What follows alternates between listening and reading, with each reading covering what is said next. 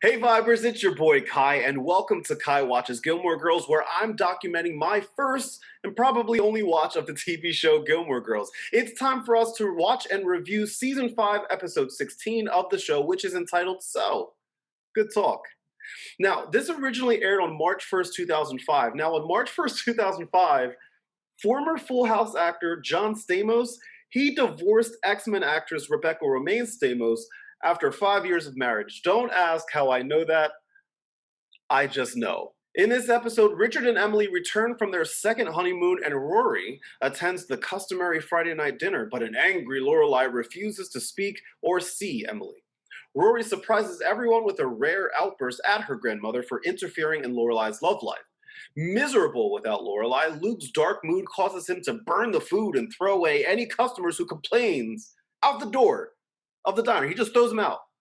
Emily pays an unexpected visit to the diner to talk to Luke. Meanwhile, Lane is horrified when she realizes that her mother has more influence over her than she thought. I realized while watching this episode that I definitely don't like Luke when he is in a dark place. So we need to make sure that Luke is loved and appreciated at all times from this point forward. So where does this episode rank within Season 5? Let's find out as I recap this episode with my favorite moments, my least favorite moments, fun episode facts, and of course, my episode vibe score. Be sure to subscribe and to hit that notification bell for weekly videos that are aimed to make your day just a little bit better. And follow me on your favorite social media channels where I'm always posting things that'll help you do good, feel good, be good, and live a good life full of good vibes. Let's take a look at Season 5, Episode 16 of Gilmore Girls. Let's start off with my favorite moments. Number 1, Rory Gilmore. Rory being a broke college student aside, we're going to get to that, but she had some really good moments in this episode. Now,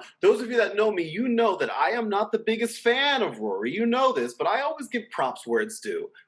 I really love that she stood up to Emily when she was clearly out of line. I know a lot of people may view Rory as a spoiled brat at times, but I appreciated her in this episode when it came to Friday night dinner. I mean, because come on, we all get a little petty sometimes. It happens to the best of us. So don't act like you haven't done it. You've gotten petty. I know you. I'm looking at you. You have definitely gotten petty at times. I also love that she got a job at the bookstore. There is literally nothing more Rory than that. Number 2, Lorelai and Luke reconnect. Thank goodness Lorelai and Luke kiss at the end of this episode because I was getting sick and tired of Luke's attitude this season. It was getting bad.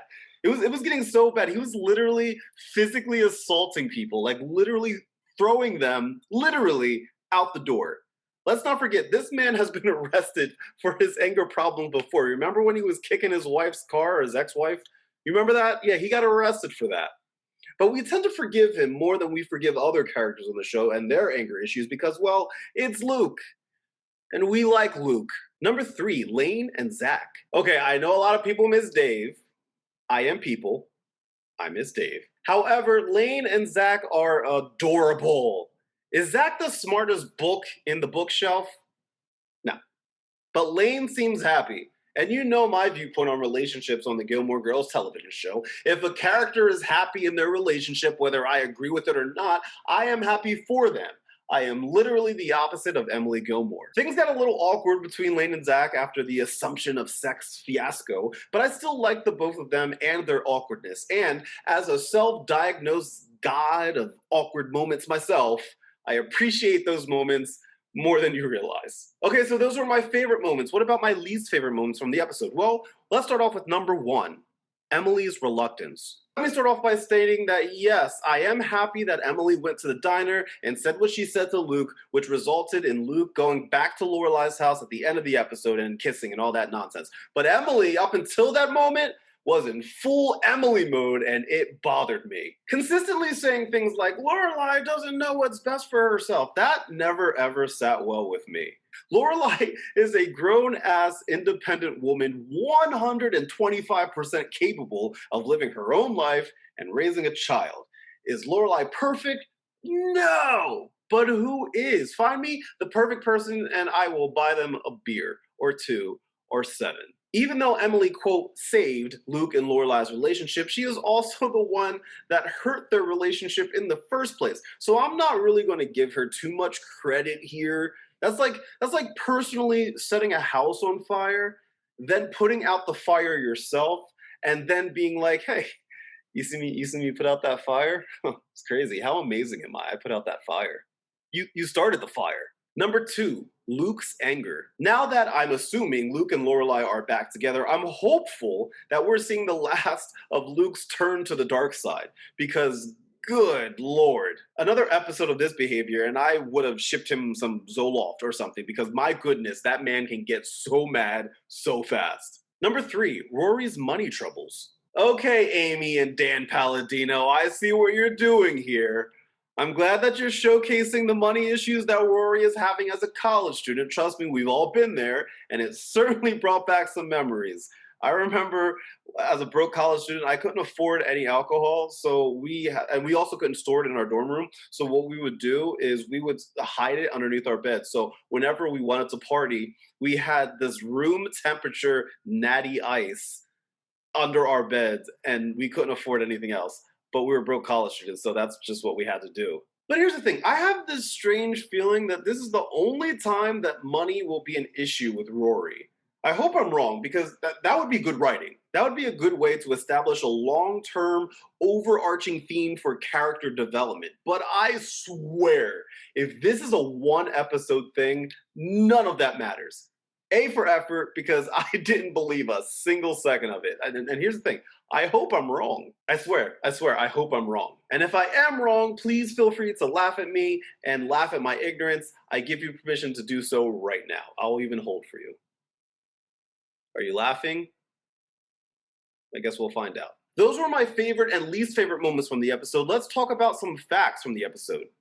Let's talk specifically about A Star is Born, which is referenced multiple times throughout this episode. Now, obviously, this episode was released close to 15 years before we got the Lady Gaga version, but I realize there's a lot of people who don't know that there's actually multiple versions of this A Star is Born story, so let's talk about it. Now, Bradley Cooper's adaptation of A Star is Born was released in 2018. While it feels fresh and new, the film also hews the same plot beats from the previous movies.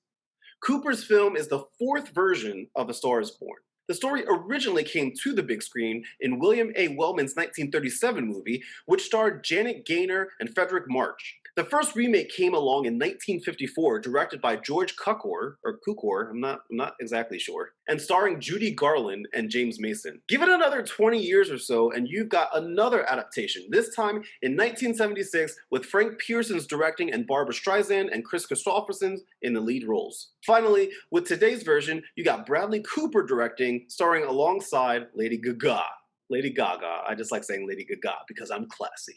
Although the story of A Star is Born spans different eras and different industries, the overall plot remains remarkably similar throughout all four versions. By the way, if you haven't seen A Star is Born, I'm about to give some spoilers, so this is your spoiler alert. The story always begins with the male lead as a star on the decline due to alcoholism. The male then always discovers the female lead who has the talent but hasn't broken through to stardom. The two strike up a relationship where his connections in the industry help provide her with a path to stardom.